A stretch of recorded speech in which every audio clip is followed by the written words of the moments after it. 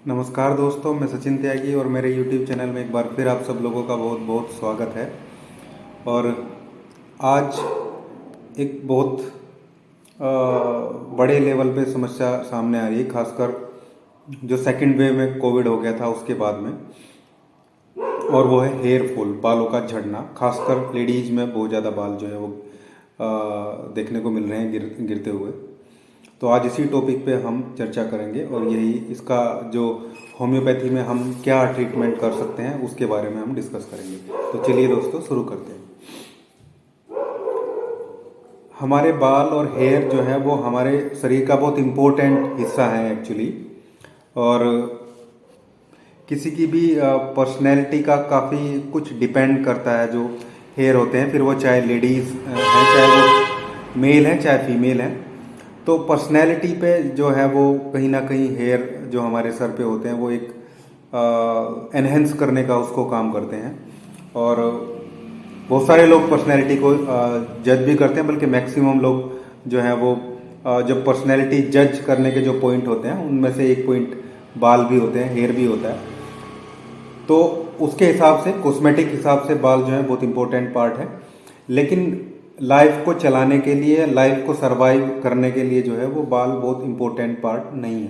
मतलब बाल हमारे सर पे नहीं होंगे तो लाइफ वैसे ही चलती रहेगी जैसे नॉर्मली चलती है।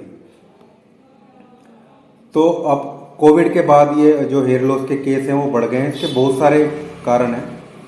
इसमें से एक जो बहुत इंपॉर्टेंट जो कारण है वो है स्ट्रेस।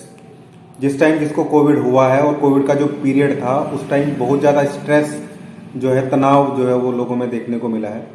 उसकी वजह से जो उनके स्ट्रेस हार्मोन है उनका जो लेवल है वो इंक्रीज हो गया बहुत ज़्यादा, जिसकी वजह से शरीर के कुछ हिस्सों में ऑक्सीजन की जो सप्लाई है, यानी कि ब्लड सप्लाई जो है वो कम हो गई है।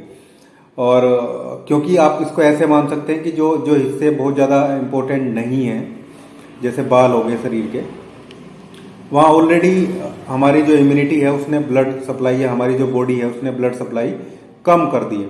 तो वहाँ पे ब्लड सप्लाई कम हो रही है, मतलब न्यूट्रिशन वैल्यू भी वहाँ पे कम जा रही है, खासकर कोविड और अभी जो डेंगू हुआ है उसके बाद भी। तो कोई भी वायरल इन्फेक्शन जो भी, अभी डेंगू भी बहुत ज़्यादा फैला था, अब कोविड दोबारा आ गया है, फिर इससे पहले सेकेंड वेव में भी था। तो उसकी वजह से न्यूट्रिशन वैल्यू बहुत कम हो गई है, जिस वजह से कोविड के बाद एकदम से जो हेयर लॉस है वो देखने को मिल रहा है, सडन एविडेंस। एक्चुअली हम इसको ऐसे समझें, जो हमारे हेयर होते हैं उसका एक साइकिल होता है, हेयर साइकिल होता है। उसमें 3 फेज होते हैं एक्चुअली।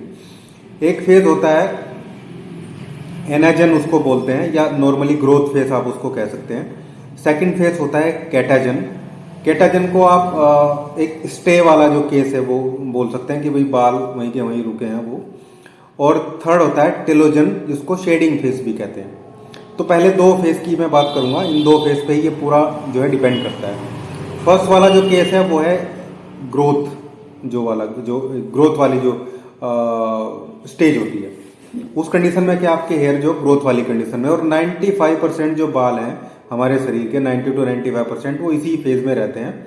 और ग्रोथ वाले फेज के जो हेयर होते हैं उनकी एज भी ठीक होती है, 4 से 5 साल उनकी एज होती है। फिर उनकी जगह नए फॉलिकल्स, नए बाल आते जाते हैं। लेकिन हर टाइम हमारे शरीर में 5 से लेकर 10% तक जो हेयर हैं वो शेडिंग वाली, टेलोजन वाली जो कंडीशन है उसमें रहते हैं। मतलब वो गिरने वाली स्थिति में रहते हैं, वो बाल गिरने ही है। और उनकी एज भी 2 से 6 महीने के बीच में होती है। यानी कि वो 5% बाल 2 महीने से लेकर 6 महीने के बीच में सारे गिर जाने हैं। किसी के 4-4, 10-10 करके गिरते हैं, किसी के 50-50 करके गिरते हैं, किसी के 100-100 करके गिरते हैं। लेकिन हुआ क्या कोरोना में, कोविड में या डेंगू में, इम्यूनिटी वीक होने की वजह से और ब्लड सप्लाई जो है वो वीक होने की वजह से, न्यूट्रिशन वैल्यू कम होने की वजह से, जो ये ग्रोथ वाले जो बाल थे 95%, इनमें से एकदम से 40 से 45% जो बाल हैं वो शेडिंग वाले फेज में चले गए, मतलब गिरने वाली स्थिति में चले गए। यानी कि इनकी एज एकदम से जो 4 से 6 साल थी वो घट के 2 से 6 महीने रह गई। यानी कि 2 से लेके 6 महीने के बीच में एक किसी भी इंसान के जिसको कोविड हुआ है या डेंगू हुआ है, मैक्सिमम लोगों के आधे बाल गिर जा रहे हैं। फिर बाल बहुत ज्यादा गिर रहे हैं, वो और स्ट्रेस ले रहे हैं, स्ट्रेस लेने से और स्ट्रेस का हार्मोन बढ़ रहा है, उससे फिर और जो बाल है वो गिर रहे हैं। तो सबसे पहला है कि स्ट्रेस नहीं लेना है। ये ऐसी सिचुएशन है जो रिवर्सेबल है।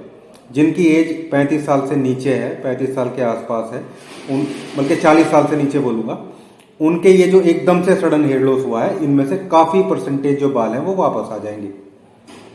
आपको स्ट्रेस का लेवल कम करना होगा और थोड़ी न्यूट्रिशन जो वैल्यू है वो बढ़ानी होगी, और कुछ होम्योपैथी रेमेडी जो मैं बताऊंगा वो लेनी होगी।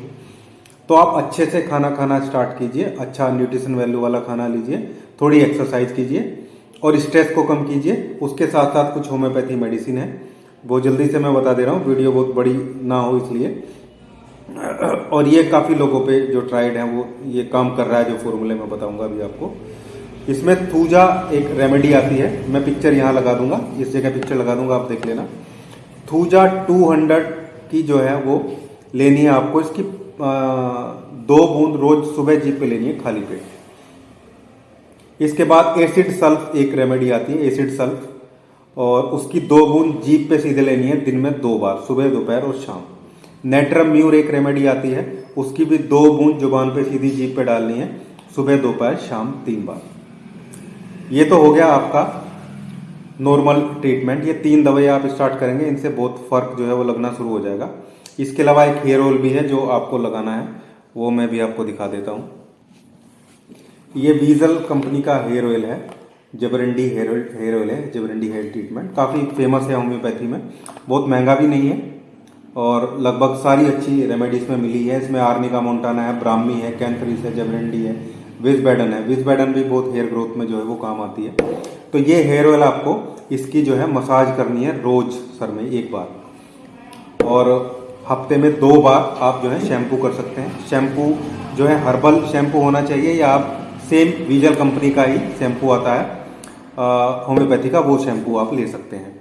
ये तो हो गया आपका नॉर्मल ट्रीटमेंट। इसके अलावा एक सप्लीमेंट आपको लेना है, मल्टी विटामिन या फिर एक सिंगल एक सब्सटेंस होता है एक, जिसको बायोटिन बोलते हैं। बायोटिन क्या है? क्रेटिन जो लेवल है हेयर में वो बढ़ाता है, या सीधा सीधा समझो जो क्रेटिन है वो हेयर ग्रोथ को प्रमोट करता है। और बायोटिन जो एक सब्सटेंस है, बायोटिन का इंटेक अगर आप बढ़ाएंगे तो आपकी हेयर ग्रोथ बढ़ जाएगी।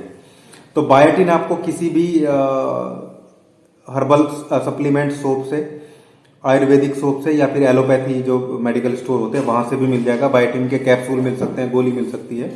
वो बायोटिन आपको लेना है, डेली 1 गोली लेनी है उसकी, और 10 mg या 20 mg की एक गोली आप डेली बायोटिन की लेंगे। ये बिल्कुल प्रूफ फॉर्मूला है, आप यूज करेंगे तो आप 1 महीने में रिजल्ट मुझे कमेंट बॉक्स में बता देना, आपकी हेयर ग्रोथ बढ़ जाएगी और हेयर फॉलिंग 50% कम हो जाएगी सिर्फ 1 महीने में ही। बायोटिन का सप्लीमेंट आपको लेना है, ये होम्योपैथी मेडिसिन लेनी है। आप अनार खा सकते हैं, आप सेब खा सकते हैं, सब में एंटीऑक्सीडेंट होता है, आप चुकंदर खा सकते हैं।